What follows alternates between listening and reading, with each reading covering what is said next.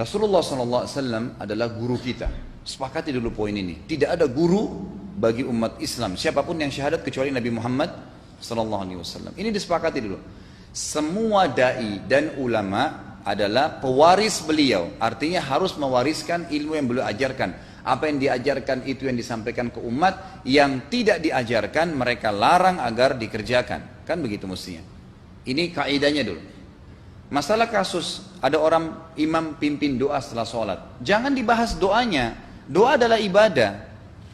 Tapi begini, sebelum anda kerjakan satu ibadah, tanya, saya mau ziarah kubur. Jangan ziarah kubur sebelum anda tanya bagaimana Rasulullah SAW ziarah kubur, agar jangan anda buat-buat ziarah kubur itu. Adanya orang taruh kembang di kuburan, siram air, buat batu nisan, pasang lampu, baca zikir-zikir di sana. Karena dia mau ziarah kubur semaunya sendiri. Tidak bisa. Anda muslim, punya kiai, punya Rasulullah SAW, suri tauladan kita, uswatun hasanah. Tanya Rasulullah ziarah kubur bagaimana? Rasulullah SAW dalam hadis Bukhari menziarahi kubur Baqi. Datang, memberikan salam, mendoakan mereka, pulang. Nggak ada lagi yang lain. Nggak pernah Nabi SAW bawa kembang, siram kuburan karena sudah kering. Padahal Madinah panas 50 derajat, pecah-pecah tanahnya. Ada istilah di Indonesia kalau tanahnya pecah, kesian lagi diazab di bawah, kasih air, kasih kembang biar wangi, biar ditaruh kembang yang paling mahal. Kalau dia ahli maksiat tetap disiksa di bawah gitu kan. Jadi nggak bisa itu patokannya. Mau sholat, jangan pernah sholat dulu. Tanya Rasulullah sholat bagaimana, belajar 5 menit bisa. Oh rukunya begini, sujudnya begini, sama. Baru Allah terima. Tujuan Nabi SAW diutus untuk apa? Untuk dicontohi, diciplak hidupnya. Cara makannya, cara tidurnya, berpakaian, bahkan cara jalannya saja. Para sahabat contohnya, Nabi jalan begini. Bukankah ada hadis yang mengatakan sahabat berkata Rasulullah SAW kalau jalan seperti orang turun dari bukit. Mereka sampai membahasakan itu. Rasulullah pernah keluar kepada kami menyisir rambutnya dengan rapi ke arah sebelah kanan belakang. Ditunjukkan, gitu kan? Rasulullah SAW menyukai ini. Rasulullah SAW memakan dengan cara begini. Diajarkan kepada kita semua agar kita contohin. Yang jadi masalah bagi kita ini, kita selalu mau buat apa-apa yang tidak diperintahkan oleh Nabi SAW. Selalu alasannya baik. Sekarang kasus berdoa setelah sholat. Doa adalah ibadah, nggak ada masalah doa. Tapi kalau kita mau ikat antara sebuah ibadah dengan ibadah yang lain, tanya dulu. Rasulullah pernah ikat nggak? Pernah pertemukan nggak? Ziarah kubur dengan baca Quran. Ziarah kubur ibadah, baca Quran ibadah. Pernah nggak Nabi baca Quran di kuburan? Itu tanya. Nggak ada riwayat Nabi SAW pernah baca Al-Fatihah untuk orang mati atau baca di ayat Al-Quran. Datangkan dalilnya coba. Nggak ada satu hadis pun menjelaskan masalah itu. Lalu kenapa anda buat? Oh karena saya mau buat ibadah. Baik ibadah yang Nabi ajarin. Salam, doain, selesai. Jangan lebih daripada itu. Masa anda lebih pintar dari Nabi Muhammad SAW? Habis sholat, memang paket yang Nabi tawarkan, yang beliau selalu kerjakan adalah zikir. Setelah sholat dengan zikir sholat yang sudah masyhur, istighfar, kemudian baca Allahumma antas salam, sampai membaca ayat kursi, al-ikhlas, al-falaq, an-nas, baca subhanallah, alhamdulillah, Allah akbar 33 kali, sampai terakhir baca digenapkan la ilaha illallah wahdahu la syarika lah. Selesai itu semua hadis Nabi SAW menjelaskan setelah sholat, Rasulullah SAW langsung berdiri. Memang beliau tidak pernah berdoa habis sholat 5 waktu itu. Memang begitu. Bukan doanya yang jadi masalah, bukan. Karena Rasulullah tidak kerjakan, jadi kita tidak kerjakan. Saya tekankan dalam pengajian saya, kalau anda punya hajat berdoa, berdoalah setelah sholat ba'diyah. Insya Allah aman. Karena sudah lepas dari paket yang Nabi tentukan. Selama Rasulullah SAW sudah mencontohkan dan memerintahkan sebuah perbuatan, ditentukan tempatnya, jumlahnya, waktunya, jangan pernah dilanggar. Habis sholat bacalah subhanallah 33, alhamdulillah 33, Allah akbar 33. Jangan anda bilang saya bisa baca 100. Loh, Rasulullah suruh 33 kok. Ditentukan, jangan lebih pintar. Nanti setelah sholat, jangan ikutkan dengan paket rangkaian sholat ini. Di luar waktu sholat anda membaca 100 silahkan. Karena nggak ada penekanan di situ. Kalau ada penekanan waktu, tempat, dan jumlah, jangan dibantah. Anda pengikut Rasulullah atau bukan gitu kan? Harus jadi jelas. Yang membuat umat ini di Indonesia juga jadi masalah sekarang karena mau buat sendiri. Semaunya sendiri. Kenapa akhi, kenapa Pak Kiai, kenapa Habib, kenapa Ustadz, kenapa buat ini? Bukankah Rasulullah tidak mencontohkan? Oh enggak apa-apa, ini kan baik. Loh, kalau semua orang berkata seperti Anda, apa yang tertinggal dari agama kita? Kira-kira apa lagi yang tertinggal? Enggak ada kemurnian agama karena semua orang mau buat semaunya. Gitu kan? Semaunya sendiri. Pindah rumah, baca berzanji. Apa itu berarti sejarah Nabi? Kenapa baca berzanji saudaraku? Rasulullah waktu pindah rumah pernah baca-baca gitu enggak? Enggak pernah. Kenapa dibuat? Anda muslim bukan? Muslim. Ya saya harus ikuti. Kalau tidak akan terus ini Mengakar nih, Anda buat satu bid'ah sekarang, bid'ah itu lawannya sunnah. Anak Anda akan buat 10 bid'ah, cucunya akan buat 100 bid'ah, akan banyak bid'ah merakar di masyarakat, dan agama akan ditinggalkan. Kemurnian sunnah akan hilang, gitu kan? Ini bahaya. Ingat, Nabi SAW mengatakan kepada kita dengan hadis yang sangat jelas.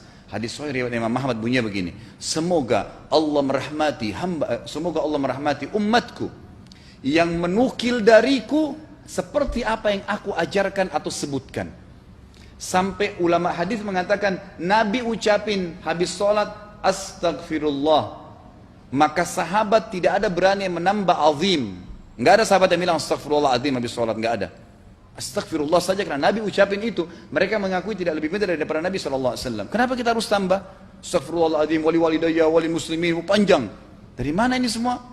Ditambah-tambah, diembel-embelin, kenapa? Akhirnya keluar dari ajaran Nabi Muhammad SAW. Ini masalah gitu kan? Kenapa harus dilakukan? Peringatan maulid Nabi sudah sering saya ingatkan. Anda tanya semua yang buat maulid, kapan maulid itu sejarahnya ada?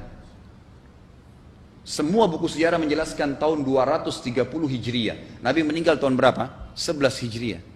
Gitu kan? 11 Hijriah. Lalu kenapa harus ada dilakukan? Dan dari mana sejarahnya? Yang membuat pertama adalah orang-orang Syiah. Sejarahnya jelas dari Fatimiyah. Semua buku sejarah sepakat mengatakan bahwasanya maulid munculnya di zaman Fatimiyah. Dinasti Fatimiyah, orang-orang Syiah di Mesir, gitu kan? Dan mereka punya 6 macam maulid yang sampai hari ini masih dikerjakan di Iran. Ada maulid Nabi SAW, Hasan, Husain, Ali, Fatimah, dan raja mereka. Sampai hari ini masih ada. Kenapa orang-orang waktu baca maulid, baca salawat sambil berdiri pegang tangannya taruh di dada? Karena keyakinan orang Syiah, ruhnya Nabi SAW sedang lewat. Anda tahu nggak itu?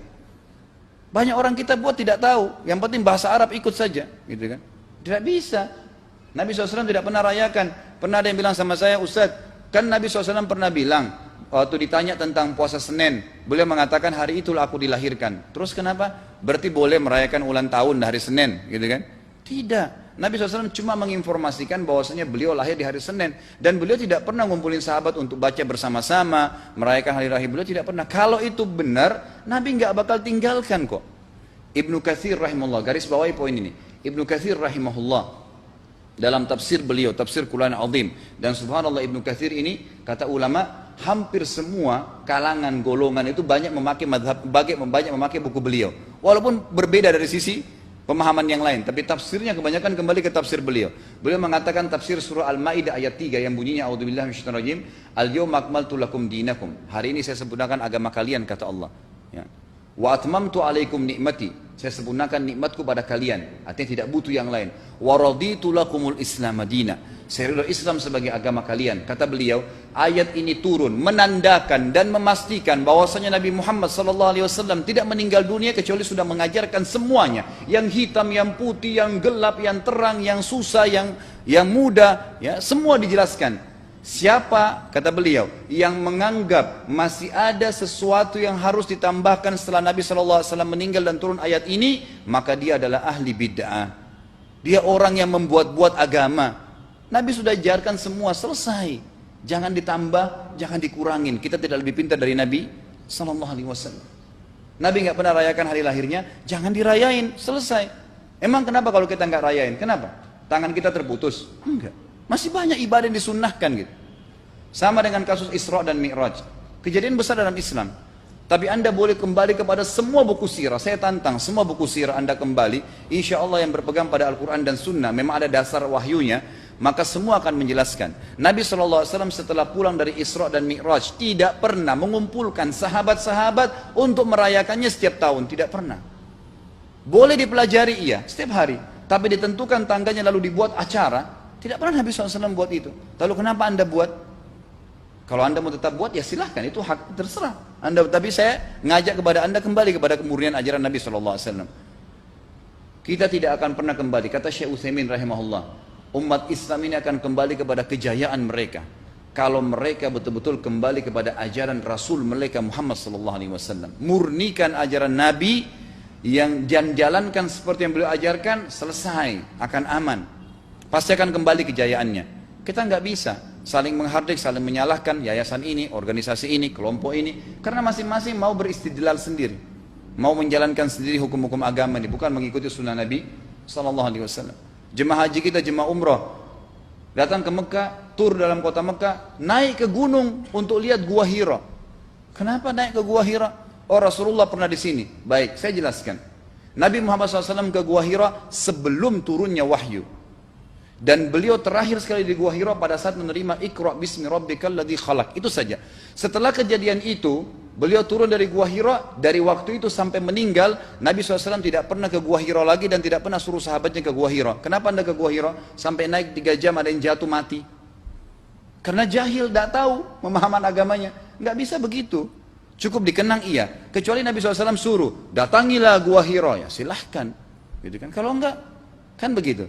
Masalah Isra Mi'raj saudaraku kejadian besar. Ambil ibrahnya, yang penting ilmunya. Oh salat 5 waktu, kejadiannya pernah gini. Ada kebesaran Allah, ambil pelajarannya iya.